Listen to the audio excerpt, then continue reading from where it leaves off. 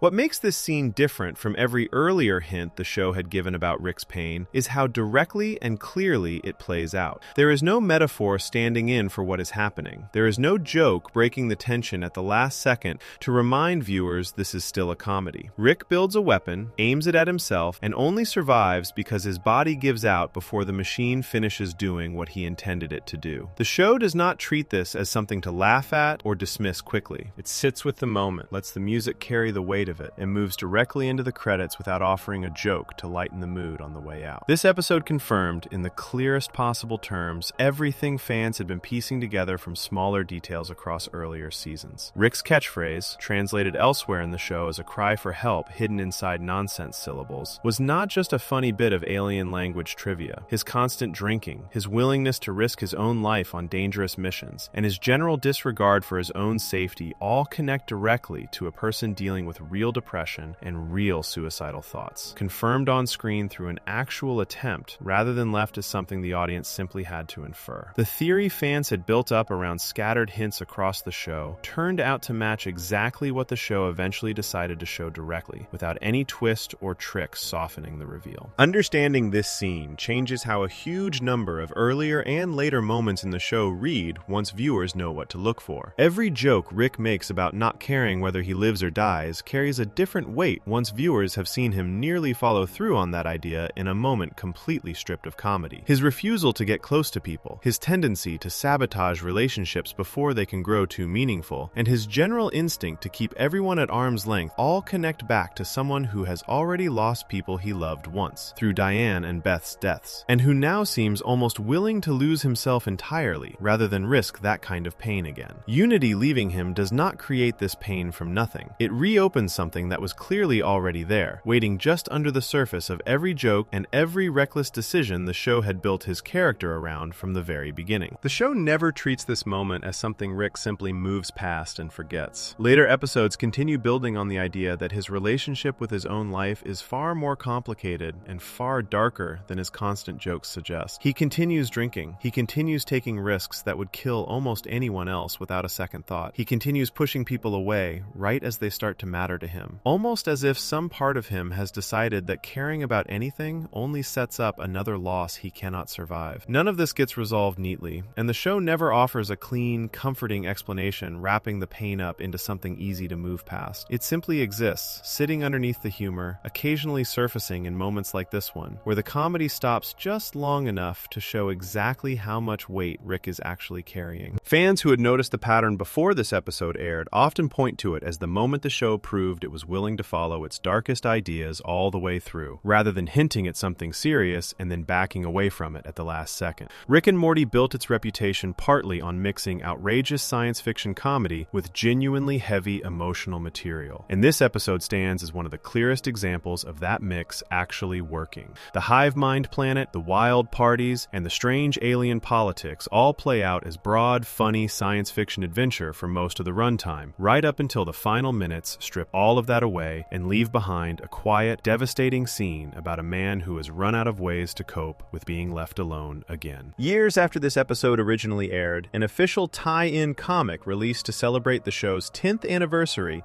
added one small, complicating detail to this same catchphrase, worth mentioning for the sake of full accuracy.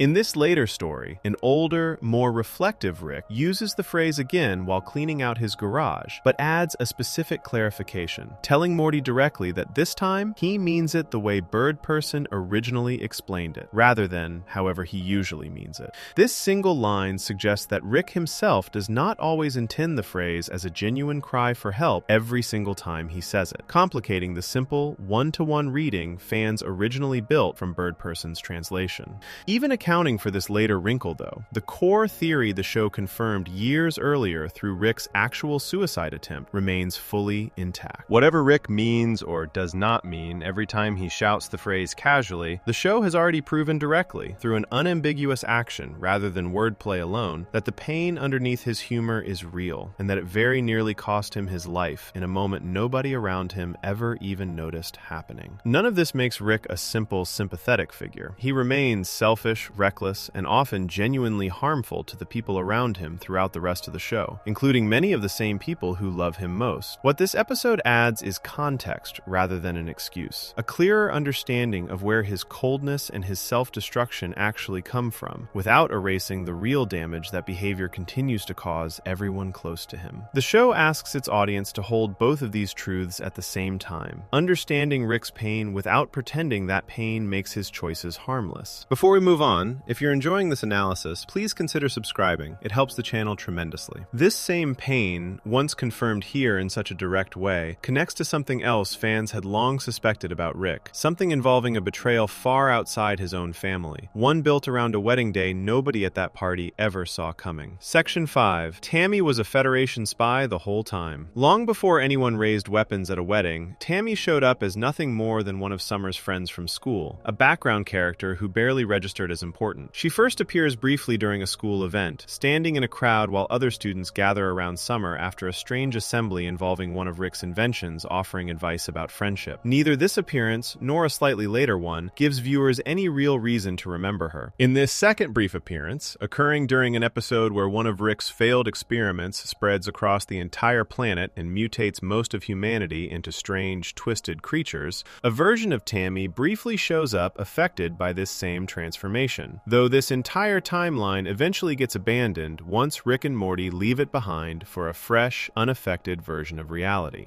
She looks and acts like any other teenager passing through the edges of Summer's world, present just long enough to fill out a classroom or a hallway before the story moves on to something else. Her first real role in the show comes during the finale of Season 1, an episode built around a party Rick and Summer throw while the rest of the family is away on a separate trip. The house fills up with strange, colorful guests from across the galaxy, many of them old friends of Rick's from his past as a fighter against a powerful galactic government. Among the more grounded, human-looking guests, Tammy stands out, mainly because of who she meets that night. A tall, calm, bird-like alien named Bird Person arrives at the party looking for company after ending a long-standing spiritual partnership with someone else. He and Tammy connect quickly, first through a brief but noticeably intense conversation, and by the end of the night, the two of them leave together, beginning a relationship that seems, at the time, like a small, mostly comedic side plot compared to everything else happening at the party, including a separate crisis involving Summer worrying about the consequences of throwing such a wild gathering while her parents are away. Bird Person is not a random background character either. He has a long history with Rick, going back to a time before the show ever started, when the two of them fought side by side against a massive organization called the Galactic Federation. This government treats Rick and his old allies as dangerous criminals, wanted for various acts of rebellion carried out years earlier. Rick clearly cares about Bird Person a great deal, treating him with more warmth and respect than he shows almost anyone else in his life, including members of his own family. When Bird Person shows interest in someone new at the party, Rick reacts with genuine happiness for his old friend, glad to see him finding some kind of connection again after ending things with his previous partner. Tammy and Bird Person's relationship develops further after that first meeting. She appears again in a later episode focused on Rick and Morty rescuing an alien planet from a dangerous invading empire, shown briefly relaxing at Bird Person's home in a way that makes clear their relationship has continued and grown more serious in the time since the party. During this same episode, Bird Person also reaffirms his history history and loyalty to Rick directly, helping rescue Morty during a dangerous moment and reassuring him that Rick genuinely cares about him beneath all his usual detachment. The show treats Tammy's continued presence in Bird Person's life mostly as a light, ongoing joke at this point, focusing more on Bird Person's awkwardness around discussing the relationship openly than on anything suspicious about Tammy herself. Nothing in these early appearances gives any strong signal that something is deeply wrong. She reads as an ordinary teenage girl who happened to fall for one of Rick's unusual, non-human friends. Nothing more complicated than that. Everything changes by the end of Season 2 in an episode called The Wedding Squanchers. Bird Person and Tammy have decided to get married, and the wedding takes place on a distant planet belonging to one of Rick's other old allies, bringing together an enormous gathering of Rick's friends and connections from his past life as a rebel fighter, including many of the same colorful characters introduced during that first party.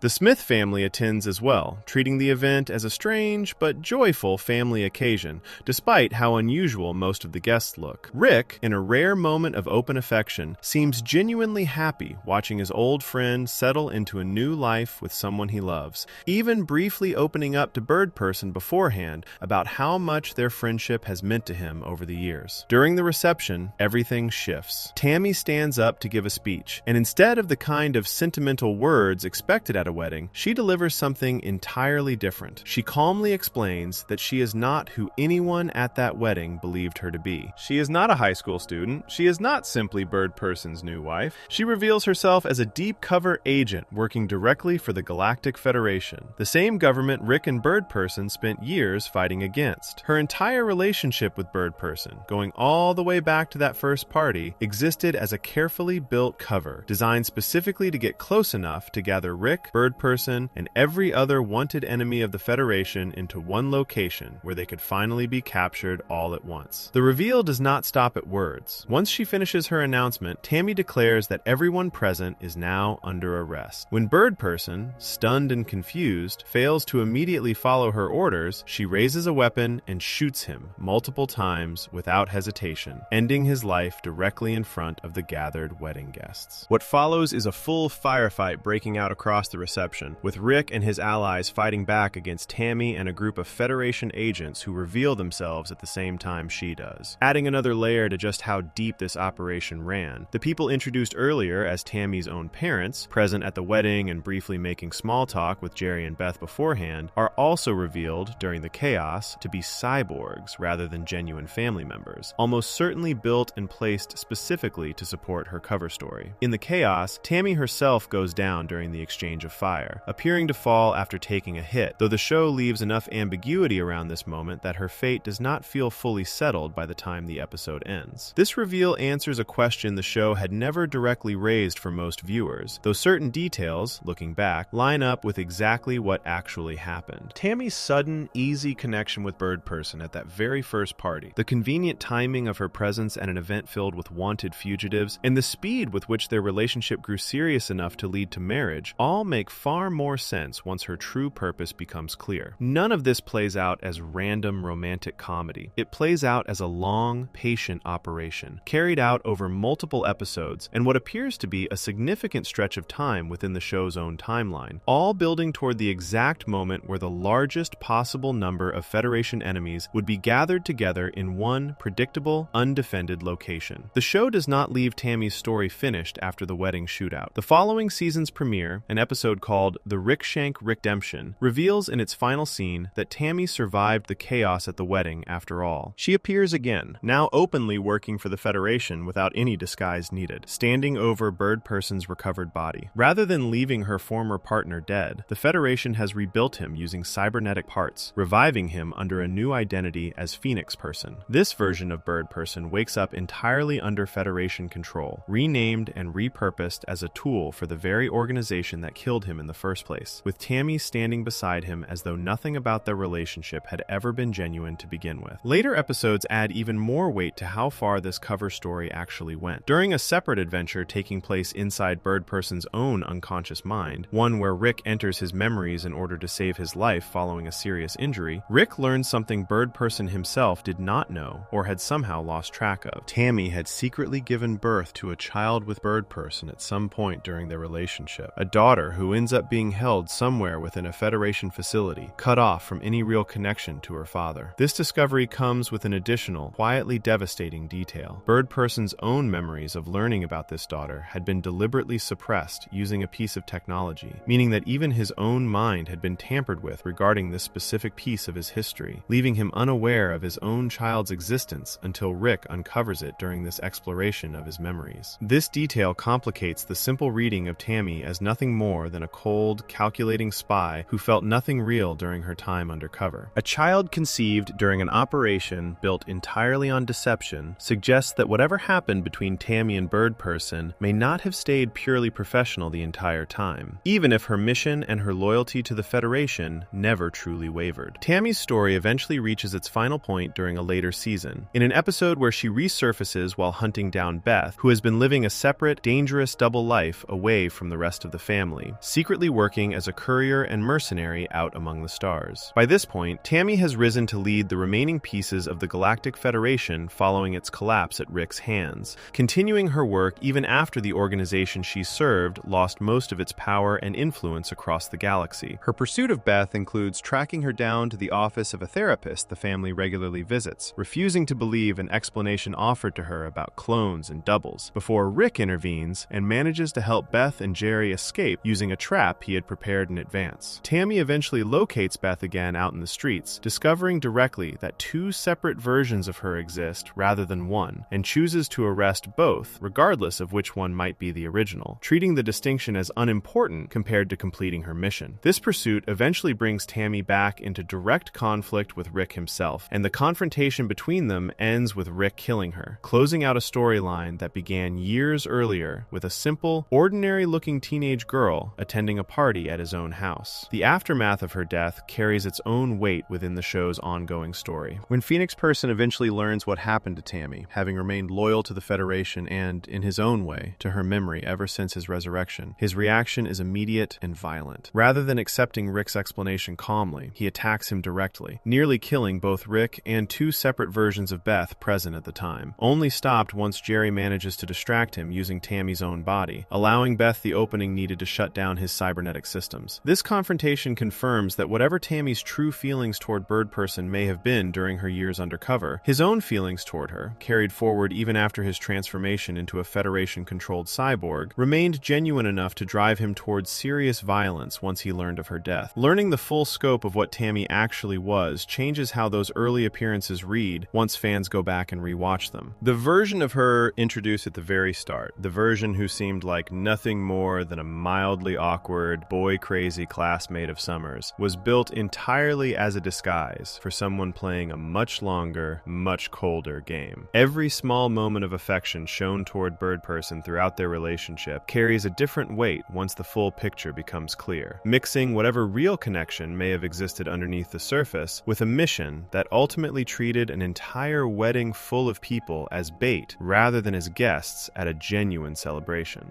This kind of long game reflects something the show does again and again with its side characters, planting details early that only make full sense once a later episode pulls back the curtain completely. Tammy's story did not require any elaborate fan theory to understand. It rested entirely on choices the show made deliberately, letting viewers believe they were watching a small, low-stakes romance grow between two side characters, right up until the moment that romance revealed itself as the setup for one of the more brutal betrayals to happen across the entire run of the series. Rick's grief over Bird Person's death lands with real weight, specifically because the show spent so long building an ordinary, unremarkable relationship before tearing it apart in a single, sudden scene. Before we move on, if you're enjoying this analysis, please consider subscribing. It helps the channel tremendously. Tammy's ability to hide in plain sight for so long connects to a much bigger truth about how Rick himself has managed to stay hidden and protected for years, one built directly into his relationship with the one person who travels beside him on nearly every dangerous adventure the show has ever shown. Section 6. Morty's presence is a biological disguise. Tammy spent years hiding her true purpose behind a relationship that looked ordinary on the surface, and it took a wedding day reveal to show how deep that disguise actually went. Rick and Morty has always been comfortable letting big truths sit quietly in the background before finally stating them out loud. And one of the most important examples of this involves the very reason Rick keeps his grandson by his side at all. From the very first episode, the relationship relationship between Rick and Morty looks lopsided in a way that raises an obvious question. Rick is brilliant, capable of building spaceships, portal guns, and complicated machines that most people in the universe could never hope to understand. Morty, by contrast, struggles in school, stumbles through basic conversations, and reacts to nearly every dangerous situation with panic rather than calm thinking. Watching the two of them together, especially early on, it can look strange that someone as capable as Rick would choose a nervous 14-year-old as his constant traveling companion, instead of working entirely alone, or bringing along someone more useful in a fight or a crisis. Some viewers, watching the first handful of episodes, assumed the pairing existed mainly for comedy, giving Rick someone to boss around and someone for the audience to relate to during increasingly strange adventures. Others noticed something a little colder sitting underneath Rick's behavior. He frequently puts Morty directly in harm's way, using him almost like a tool during dangerous situations, showing very little concern for the boy's safety compared to how carefully he protects his own life and his own plans. Rick rarely explains why Morty specifically needs to come along on so many of these trips, especially the riskiest ones, beyond a vague sense that having him nearby is simply useful. The show eventually gives a direct answer to this question, stated plainly through dialogue rather than left as something viewers have to guess at. According to information laid out clearly within the show, every version of Rick across the multiverse gives off an extremely distinct kind of mental signal, something the show refers to as a brainwave, created specifically by the sheer scale of his own genius. This signal is powerful enough that it can be picked up and tracked by various enemies scattered across the galaxy, groups capable of following that signal directly to whichever Rick happens to be giving it off at any given moment. For someone like Rick, who has spent years building enemies through reckless behavior, criminal activity, and open conflict with powerful organizations, being trackable in this way creates a serious, ongoing danger. The solution to this problem comes from an unusual biological quirk tied directly to Morty. According to the show's own explanation, someone specifically matching the description of a Morty, meaning a particular kind of grandson tied to a particular kind of Rick, gives off a brainwave pattern that works almost like an opposite signal, one capable of canceling out and masking Rick's genius-level signal whenever the two of them stay close together. Because of this, keeping a Morty nearby at all times becomes far more than a simple choice about company or convenience. It becomes a functional requirement, a built-in kind of camouflage that keeps whichever Rick is using it hidden from anyone trying to track him down through his own mental signal. This explains a huge amount of behavior that otherwise looks strange or even needlessly cruel across the show. Rick rarely goes anywhere significant without Morty specifically, rather than bringing along Summer, Beth, or anyone else in the family, even in situations where another family member might logically be more helpful or more willing to participate. Whenever Morty tries to back out of an adventure, citing school, safety, or simple exhaustion from being dragged into constant danger, Rick usually finds some way to guilt him, manipulate him, or simply force the situation until Morty ends up coming along anyway. Understanding the brainwave explanation reframes these moments, showing that keeping Morty close is not just about companionship or convenience for Rick. It is about survival, a built-in defense against being tracked and killed by any of the countless enemies he has made across the multiverse. This piece of information also connects directly to a much larger detail about the structure of the entire multiverse that the show reveals in a later season. According to what gets confirmed through Evil Morty's explanation of the Central Finite Curve, nearly every Rick trapped inside that section of the multiverse follows this same basic pattern, pairing up with a Morty specifically because of this brainwave masking effect. This is not something unique to just the one Rick and Morty pair the show follows most closely. It is described as a widespread practice among nearly all versions of Rick across the section of the multiverse the show takes place in, treated almost like a basic survival tool that most Ricks rely on regardless of which specific reality they come from. Knowing this changes how the relationship between Rick and Morty reads across dozens of earlier episodes. Every time Rick pulls Morty out of school without warning, every time he risks Morty's life during a mission gone wrong, and every time he treats Morty's fear or exhaustion as an inconvenience rather than something worth taking seriously, part of what is happening underneath the surface involves Rick protecting his own safety through Morty's simple presence beside him.